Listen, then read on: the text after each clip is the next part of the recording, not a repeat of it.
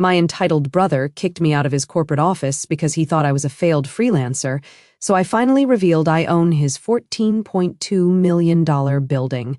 "Get out of my building!" my brother screamed, throwing my laptop into the hall. "This is for real entrepreneurs." I said nothing. I left. The next morning at 8:47 a.m., his business received a lease termination. By 9:15 a.m., 47 missed calls. I'd owned the $14.2 million building since 2019, but let me back up, because the morning my brother threw me out wasn't random. It was calculated. It was the culmination of 3 years of careful dismissal, strategic humiliation, and a family that confused silence for weakness. My name is Maya Chin.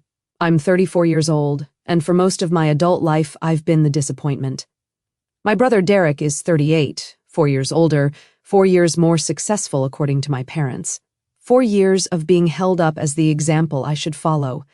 Derek graduated from Stanford with a business degree.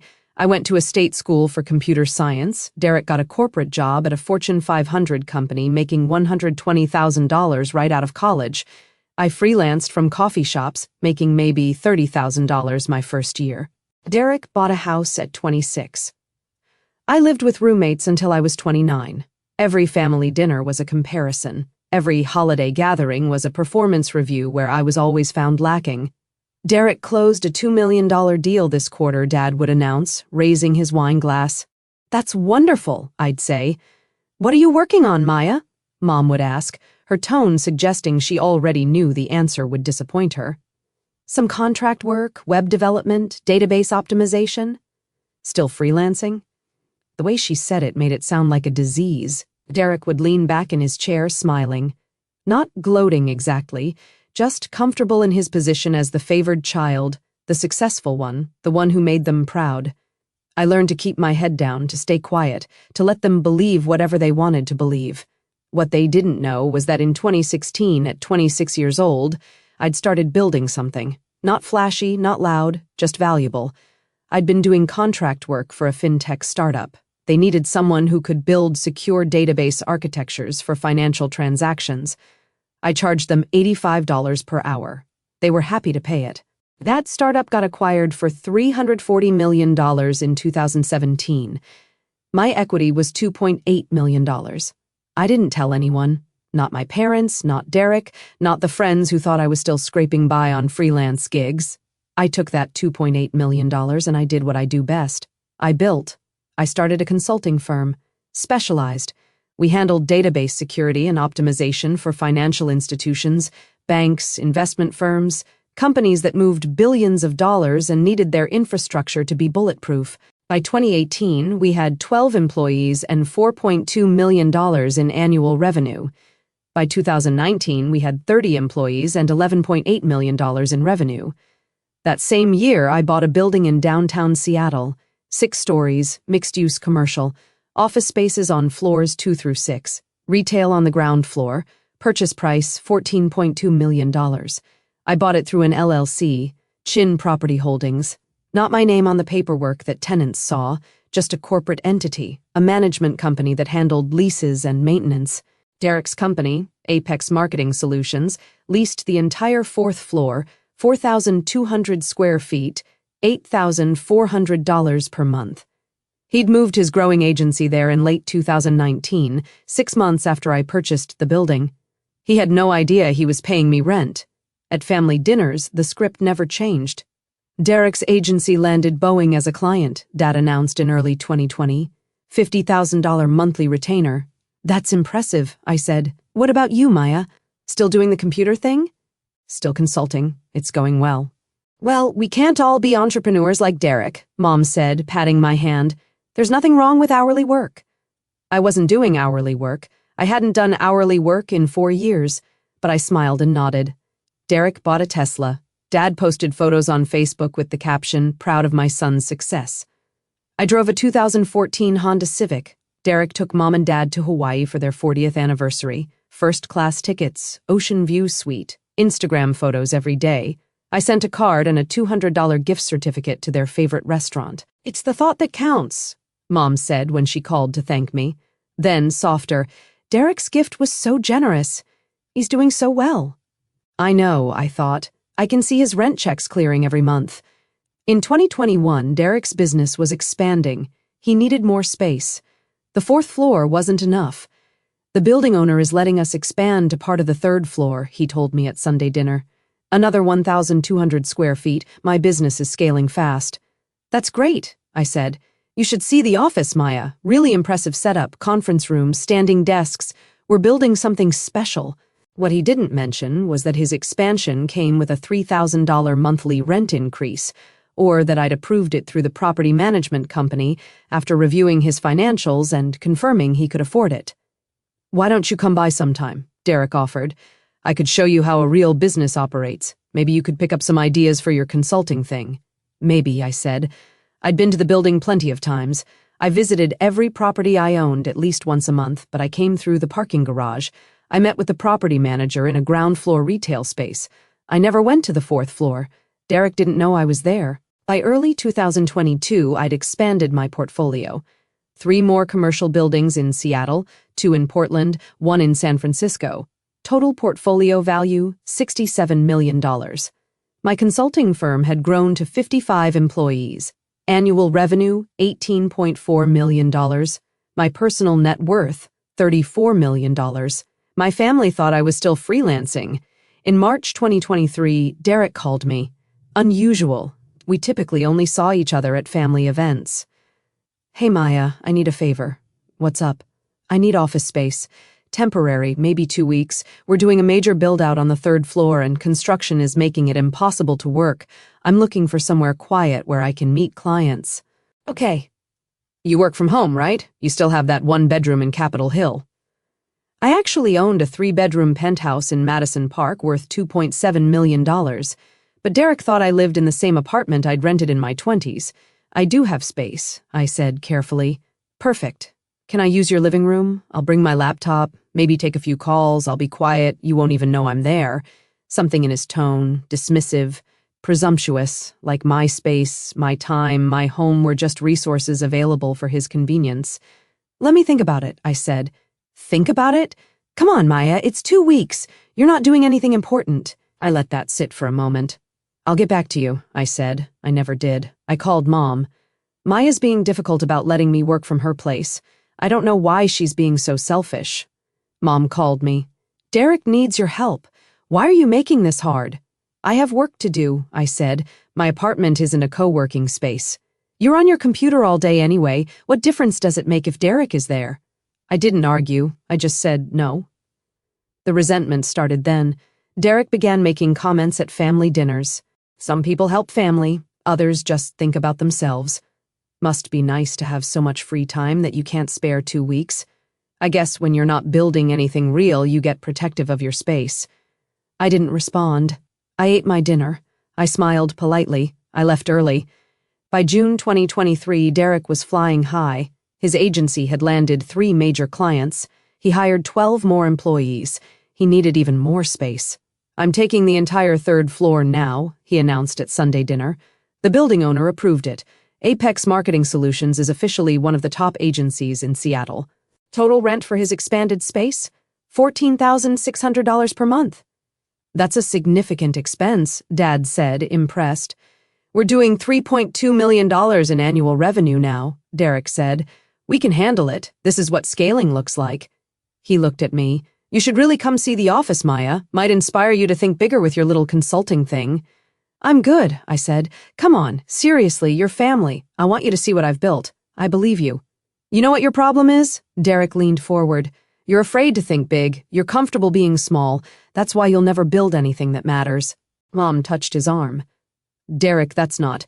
No, she needs to hear this. I've been watching her coast for years. Freelancing, taking the easy path, no ambition, no vision. He turned to me. When are you going to stop playing it safe and actually try to build something real? I took a sip of water. I'm working on it. For how many years now? Come by the office. Maybe it'll motivate you.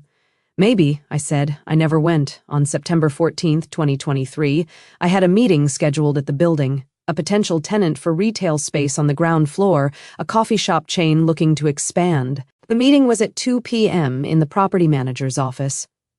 I arrived at 1:45, parked in my designated spot in the garage. Reserved owners parking, unmarked except for the spot number. I took the elevator to the ground floor. The property manager, Kenji Watanabe, was waiting.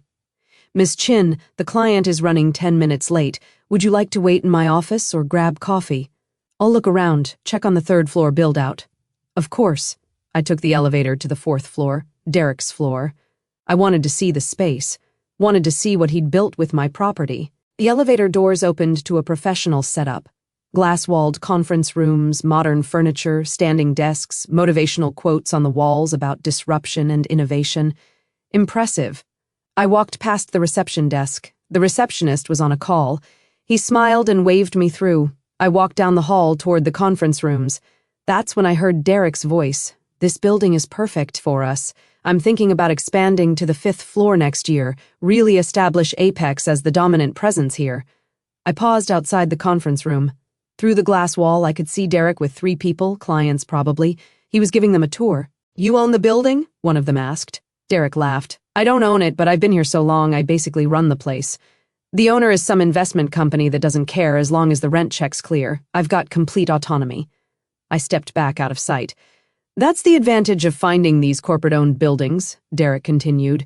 "No individual owner breathing down your neck. Just anonymous entities cashing checks. It's perfect for scaling a business." I stood in that hallway for 30 seconds, processing. Then I walked back to the elevator. 2 weeks later, on September 28, 2023, everything changed. I had a meeting with my CFO and my head of operations. We were reviewing Q3 numbers for my consulting firm. Strong quarter, $5.1 million in revenue, margins improving, team growing. I suggested we meet at a coffee shop near the building, close enough that I could check on a maintenance issue after our meeting. We met at 10 a.m. By 11:30, we'd finished our review. "Want to see something interesting?" I asked my CFO, Jennifer Park. "Always. Follow me." We walked 2 blocks to my building, entered through the front, took the elevator to the 4th floor, Derek's floor. The receptionist recognized me from my previous visit. "Can I help you?" "I'm looking for Derek Chin. I'm his sister." "Oh, he mentioned you. Go on back. Conference room B." We walked past the desks, past the employees working on campaigns and strategies. I knocked on the conference room door. Derek looked up, saw me. His expression shifted from concentration to annoyance. He stood and came to the door. "Maya, what are you doing here?" "I wanted to see your office. You've been inviting me for months." He looked at Jennifer. "Who's this?" "Jennifer Park, my CFO." "Your CFO?" He laughed. "For what? Your freelance consulting?" "Something like that." Derek stepped into the hall, closing the conference room door behind him. "Look, I'm in the middle of something important. This isn't a good time. I'll just look around quickly." "Maya, no, this is a professional workspace. I can't have people just wandering around. We have client confidentiality issues, security protocols. I'm your sister, and this is my business. You can't just show up unannounced." Jennifer shifted beside me. She'd met Derek once at a family event. She knew the dynamic. "We'll go," I said. "Sorry to interrupt." "Yeah." Derek ran his hand through his hair. "Look, maybe call next time. I can schedule something, give you a proper tour when we're not busy." We walked back to the elevator. In the lobby, Jennifer turned to me. "That was uncomfortable." "It's fine. Maya, that's your building." "I know. He just kicked you out of your own property." "I know." "What are you going to do?" I thought about it, about 3 years of rent checks, about Derek's dismissive tone, about being called a freelancer in my own building. "Nothing yet," I said. "I'm just watching." On October 12, 2023, I got a call from Kenji, my property manager. "Miss Chin, we have a situation." "What's wrong?" "Derek Chin's company is requesting significant modifications to their space. They want to remove a load-bearing wall to create a larger open office concept." "Did they submit the proper modification request forms?" "They did, but they also indicated that since they're practically running the building, they assumed it would be approved automatically." I was silent. "There's more," Kenji continued. "Derek personally called me yesterday, told me that any delays in approval would be unacceptable. He said he'd speak to the owners directly if I couldn't handle this efficiently." "What did you tell him?" "I told him I'd forward his request to ownership, and they'd review it according to standard protocol." "Good. Deny the modification request." "Deny it?" "Yes. The structural engineering report shows removing that wall would require extensive reinforcement. Minimum cost, $85,000. Under the lease agreement, structural modifications of that scope require tenant funding and cannot proceed without owner approval. Deny it. Understood. And Kenji, when you deliver the denial, make it clear it came from ownership. No explanations, no negotiations, just no. I'll send it today. I hung up. 2 hours later, Derek called me. Maya, you're not going to believe this. The building owner is being completely unreasonable about a simple office modification. That's frustrating. I'm thinking about breaking the lease, finding a building where the owner actually understands business. Maybe I'll buy my own building. Show these corporate investment companies how real entrepreneurs operate. You should do what's best for your business. I'm serious. I might move Apex to a different location, somewhere I have more control. I said nothing. Anyway, I'm calling because Sunday dinner is at Mom and Dad's. They're doing a special celebration for my 5-year business anniversary. You should come. I'll be there. Sunday, October 15th, 2023. Mom's dining room table was covered with Derek's achievements, a blown-up photo of his office, a framed article from Seattle Business Magazine featuring Apex as one of the rising stars in marketing. Derek held court, telling stories about difficult clients and successful campaigns. The thing about building a real business, he said, looking at me, is that you can't be afraid of risk. You can't play it safe. You have to bet on yourself. Absolutely, Dad agreed. Maya, you've been consulting for what, 8 years now? About that. Don't you ever want to build something bigger, hire people, scale up? I'm comfortable where I am. That's the problem. Comfortable. You know what comfortable gets you? Nowhere. Derek stood, walking to the photo of his office. This office space, I fought for it, negotiated hard, built something physical, something real, not just code on a computer. An actual business with actual people and actual presence. It's very impressive, Mom said. Thanks, and honestly, I'm thinking about buying the building. The owner is difficult to work with, doesn't understand the modern workplace. I've been talking to some investors about putting together a purchase offer. I took a sip of wine. How much is the building worth? Commercial real estate like that in downtown Seattle? Probably $12 million, maybe $13 million. I'm thinking I can offer $11 million and negotiate. That's quite a bit of capital. That's why I'm talking to investors, people who understand vision, people who aren't afraid to think big. He looked directly at me when he said it. You should probably research the building before making an offer, I said quietly. I've been there for 4 years, Maya. I think I know the building. Do you know who owns it? Some Chin Property Holdings, generic corporate entity? The room went quiet. Mom looked at me, then at Derek, then back at me. Chin Property Holdings, she said slowly. It's a common name, Derek said. Probably some Chinese investment group. I set down my wine glass. It's not an investment group. How would you know? Because I'm Chin Property Holdings. I've owned that building since 2019. The silence was absolute. Derek laughed. What? I bought the building on March 15th, 2019 for $14.2 million. You moved your office there 6 months later. You've been paying me $8,400 per month in rent. Later increased to $11,600. Now $14,600 after your recent expansion.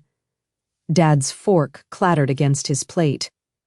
That's not funny, Maya, Derek said. I pulled out my phone, opened my email, pulled up the lease agreement, slid my phone across the table to Derek. He stared at the screen. His face went white. You own the building? Yes. Since 2019? Yes. Why didn't you tell me? You never asked. You called it some investment company that doesn't care as long as the rent check's clear. You said you basically run the place. I wanted to see how long you'd keep saying that while paying me rent. Mom stood. Maya, is this true? I pulled up my banking app, showed her the account. Chin Property Holdings, LLC. Current balance, $2.4 million. Property management expenses, rent deposits, including Derek's rent checks. Oh my God, Mom whispered. Derek was reading through the lease agreement on my phone. This signature, this is mine. Yes, you signed a 5-year lease in September 2019, 3-year renewal option. You exercised that option last year. The property manager, Kenji, he works for you? I hired him in 2019, the modification request I submitted. You denied it. I did, structural concerns. Also, you were rude to my property manager. Derek set my phone down. His hands were shaking. For years, he said quietly. For years, I've been telling everyone how I built my business, how I chose the perfect office space, how I negotiated a great lease. You did negotiate a great lease, I said. Fair market rate, good terms. I was happy to rent to you. Why didn't you tell me? Because you were so proud of what you'd built. I didn't want to take that away from you. That was a lie. The real reason was that I wanted to watch, wanted to see how long he'd dismiss me as a failed freelancer while writing rent checks to my company, wanted to see how much confidence he'd build on a foundation I owned. This is insane, Derek said. This is business, I replied. Derek stood. You've been lying to us for 4 years. I haven't lied about anything. I just didn't volunteer information you never asked for. We're family. You're supposed to share these things. Like you shared how much you look down on me, how you think I'm a failure, how my work doesn't matter. I never said. You said it at every family dinner, every holiday. Every time you talked about real business and real success and real entrepreneurs, you made it very clear what you think of me. Mom sat back down. Maya, honey, we didn't know. You didn't know because you didn't ask. You assumed. You saw a Honda Civic and hourly consulting and a quiet life, and you decided that meant failure. So, what else haven't you told us? Dad asked. I pulled out my phone again, showed him my investment portfolio. 6 commercial properties, total value, $67 million. Showed him my consulting firm's website, 55 employees, client list, including 3 major banks and 2 Fortune 500 companies. Showed him my personal banking summary. Net worth, $34 million. Dad stared at the numbers. 34 million, give or take, how? I built something. I took risks. I scaled up. I did everything Derek says I should do. I just didn't announce it at Sunday dinner. Derek was pacing now. This is unbelievable. You let me look like an idiot. You did that yourself. I just provided the office space. I've been bragging about that office for 4 years. I know. I heard every story, every detail about your perfect space and your difficult landlord and how you basically run the building. This is humiliating. Now you know how it feels. The words hung in the air. Mom looked at me. Maya, that's not fair, is it? How many times did you compare me to Derek? How many times did you suggest I wasn't ambitious enough, successful enough? How many times did you treat my work like a hobby? We were trying to motivate you. You were trying to make me feel small, and I let you. Because I wanted to see what you'd do, how far you'd go, how much you'd dismiss me before you thought to ask what I was actually building. Dad cleared his throat. If you'd just told us. If you'd just asked. If you'd shown even the slightest interest in my work beyond whether it measured up to Derek's. But you didn't. You decided who I was and what I was worth. You wrote the story. I just let you believe it. Derek stopped pacing. So, what happens now? Nothing changes. You have a lease. It's a good lease. Fair terms. You'll continue paying rent. Your business will continue operating. I can't work in a building you own, knowing that you've been watching. Then break the lease, but the penalty is 6 months' rent. $87,600. Plus, you'll need to find new office space, which in downtown Seattle will cost you at least the same rate you're paying now, if not more. You can't be serious. I'm always serious about business. You should know that by now. Derek looked at our parents. Say something. Dad was still staring at my phone, at the numbers. Mom had tears in her eyes. Maya, I don't understand why you hid this from us. I didn't hide it. I just lived my life without performing it for you. There's a difference. I woke up at 6:30 a.m. on October 16th, 2023. Made coffee, checked my emails. At 7:15 a.m., I received a message from Jennifer, my CFO. Heard about last night, you okay? I replied, fine, family drama, nothing I can't handle. At 8 a.m., I got a text from Derek. We need to talk. This can't be how we leave things. I didn't respond. At 8:47 a.m., my property manager, Kenji, called. Ms. Chin, Derek Chin's company just submitted a lease termination request. When? This morning. He wants to end the lease immediately. He's citing. Kenji paused. He's citing irreconcilable conflict of interest with ownership. Remind him of the early termination terms. I did. He said he doesn't care about the penalty. He wants out. Process the termination. 6 months' rent due within 30 days. He has 60 days to vacate the premises. Understood. There's one more thing. What? He requested that I remove you from the property access list. He doesn't want you entering the 4th floor while his company is still there. I laughed. Actually laughed. Tell him that as the property owner, I have legal right to access all areas of my building with 24-hour notice, but I won't be visiting. He can have his 60 days in peace. I'll let him know. At 9:15 a.m., my phone started blowing up. Derek, we need to talk. Mom, please call me. We need to discuss this as a family. Derek, Maya, answer your phone. Dad, this is getting out of hand. Derek, I'm serious. Pick up. Mom, your brother is very upset. Derek, fine. Be that way. I turned my phone on silent and went for a run. By noon, Derek had called me 47 times. I called him back at 12:30 p.m. Maya, finally, we need to fix this. There's nothing to fix. You submitted a lease termination. Kenji is processing it. You'll receive the final terms in writing by end of day. I don't want to end the lease. I want to talk about this. You literally told my property manager you want out due to irreconcilable conflict of interest. I was angry. You blindsided me. I stated facts at a family dinner. You're the one who made it about business. How am I supposed to run my company knowing my sister owns the building? Knowing she's been watching me for 4 years? The same way you've been running it. Nothing has changed except your knowledge of it. Everything has changed. I was quiet for a moment. Then, Derek, do you remember what you said to me in March when you asked to use my apartment for 2 weeks? What? You said I wasn't doing anything important. You said I was on my computer all day anyway. You said it wouldn't make a difference if you were there. That's not. And at Sunday dinners, you said I was afraid to think big, that I was comfortable being small, that I'd never build anything that matters. I was trying to motivate you. You were trying to make yourself feel superior. And the whole time you were paying me rent, building your success in a space I owned, with money that went into my accounts. Derek was silent. So yes, everything has changed, I continued, but only because you now know what I've known all along, that your success story includes a chapter where your failed freelancer sister owned the building you're so proud of. That's not fair. Business rarely is. Lease termination papers will be delivered by 5 p.m., 6 months' rent due in 30 days. Vacate in 60 days. Those are the terms you signed. I hung up. For the next week, I didn't attend family dinners, didn't answer calls from my parents, didn't engage with Derek's increasingly desperate messages.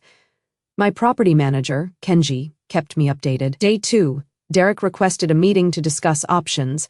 Kenji told him all communications must go through the legal terms of the lease.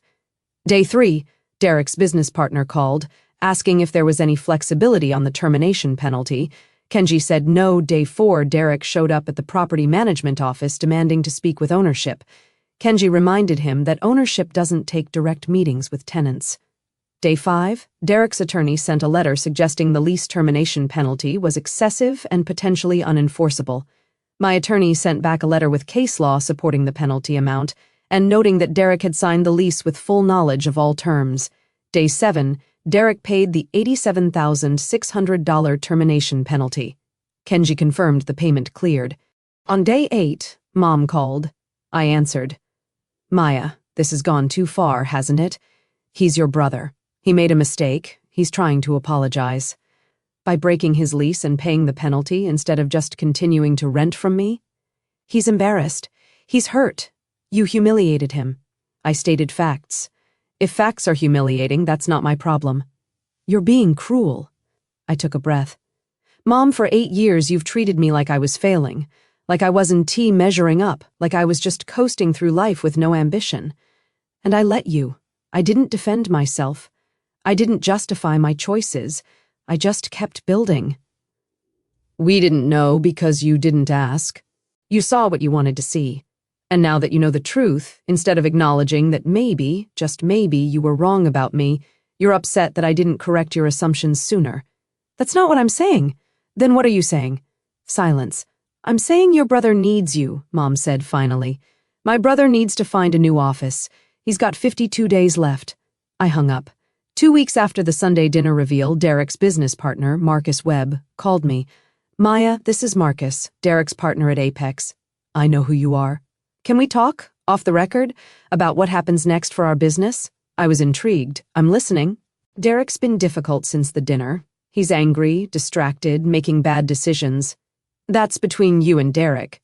The thing is, I've been doing research on you, your consulting firm, your portfolio. You're successful, very successful. Thank you. And I'm wondering why you never told anyone, not just Derek. Why keep it secret? I considered the question. Because the moment I told people, it would become the thing I had to defend, the thing people had opinions about. I preferred to build without the commentary. That's smart. What do you want, Marcus? Derek wants to move the company, find new office space, start fresh somewhere that doesn't remind him of this situation. Okay, but moving is expensive. New security deposits, moving costs, build out on a new space. We're looking at $150,000 to $200,000 in transition costs. That's standard for commercial moves, right? But here's the thing. Our lease at your building is actually really good. Below market rate, great location. The space works well for us. I'm aware.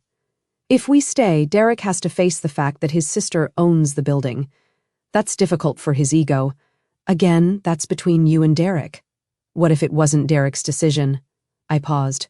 What are you suggesting? I'm suggesting that I'm 50% owner of Apex Marketing Solutions.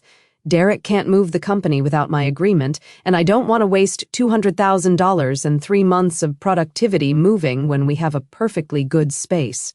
So, don't move. I need Derek to accept that, which means I need you to tell me, if we withdraw the lease termination and continue as tenants, will you be a professional landlord? No drama, no family complications, just business? I've always been a professional landlord. Your rent has been fair.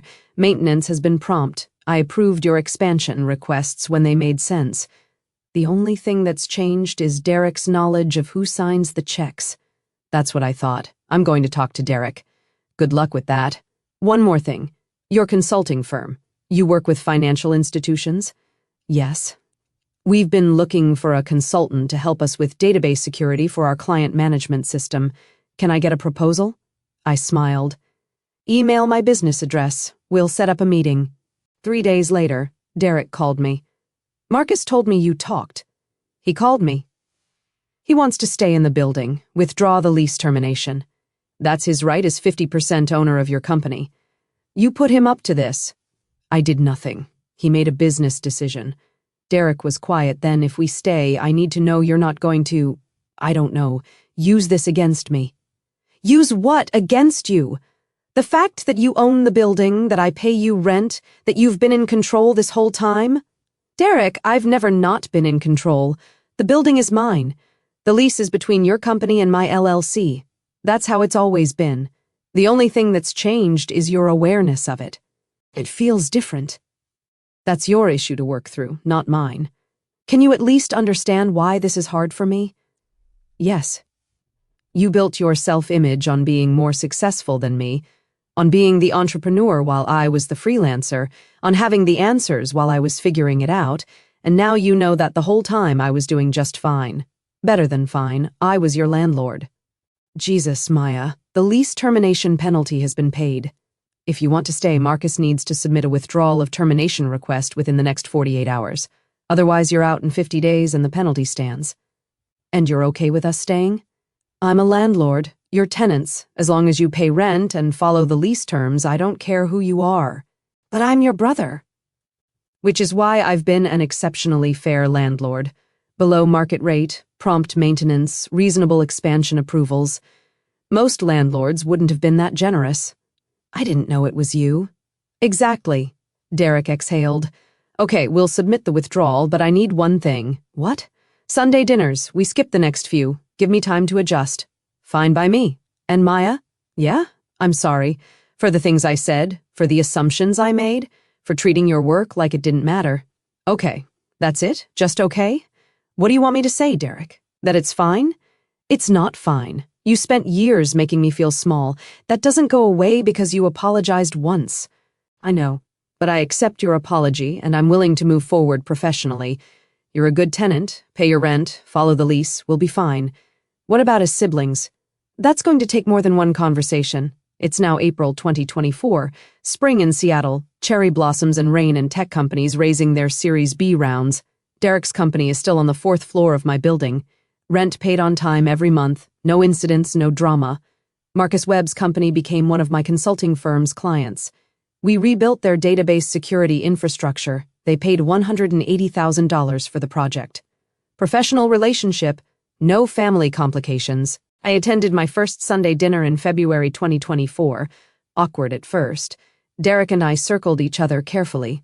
Polite, professional, like colleagues more than siblings. Mom asked about my business. Actual questions about clients and growth and challenges, not comparisons, not dismissals. Actual interest. Dad asked if I'd consider speaking to his investment club about commercial real estate. I declined, but I appreciated that he asked. Derek's business is doing well. They landed a major contract with a regional healthcare system. He told the story at dinner without the usual bravado. Just facts, just updates. The 4th floor space is working out well, he said, looking at me. Good location, fair terms. Glad to hear it, I said. Later, as I was leaving, Derek walked me to my car. I've been thinking, he said, about the things I said over the years, about your work, your choices, your success. Okay. I was wrong, obviously, but it was more than that. I think I needed you to be less successful, made me feel better about my own achievements, like I was the only one who figured it out. That's honest. I'm trying to be better, more aware, less of an idiot. It's a process. Yeah, he paused. Your consulting firm, you're doing well. Very well. Good, that's good. He meant it. I'm proud of you, Maya. I should have said that years ago. Thanks. And the building. I know I made it weird, but it's actually helpful knowing the landlord actually cares about the property, about the tenants. Most building owners don't give a damn. I'm invested in my properties, literally. He laughed. Right. Well, thanks for not being a terrible landlord. Thanks for not being a terrible tenant. We stood there in the parking garage, brother and sister, landlord and tenant. Two people who'd spent years misunderstanding each other, finally starting to see clearly. See you next Sunday? Derek asked. Maybe, if I'm not busy with my freelance consulting. He smiled when he said it. An actual joke, not a dismissal. Something like that. I drove home to my Madison Park penthouse. 3 bedrooms, city views, a space I'd bought with money I'd earned building something that mattered. My phone buzzed. A text from Jennifer, my CFO. Q1 numbers are in, $6.2 million revenue, best quarter yet. I smiled. Another text from Kenji, my property manager. Rent deposits cleared for all properties. Portland building has a new tenant for ground floor retail. Details tomorrow. I pulled into my parking garage. Reserved spot. Owner's parking. Inside my apartment, I opened my laptop, checked emails. A potential client in San Francisco wanted a proposal for database security consulting. A commercial broker had sent listings for 2 buildings in Austin I might be interested in purchasing. I made notes, drafted responses, planned my week. My phone buzzed again.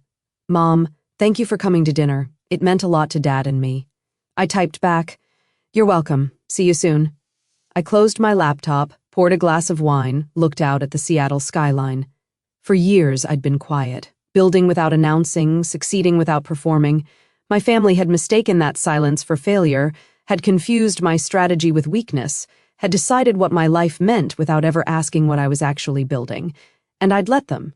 Not because I was afraid, not because I was ashamed, but because I wanted to see how it played out, wanted to see how long it would take for them to notice, wanted to see what they'd do when they finally knew the truth. The answer? They'd apologized. They'd adjusted. They'd started to see me as I actually was. Was it worth it? The years of dismissal, the comments, the comparisons? Maybe. Maybe not. But I'd learned something valuable. Success doesn't require an audience. Achievement doesn't need validation from people who weren't watching in the first place.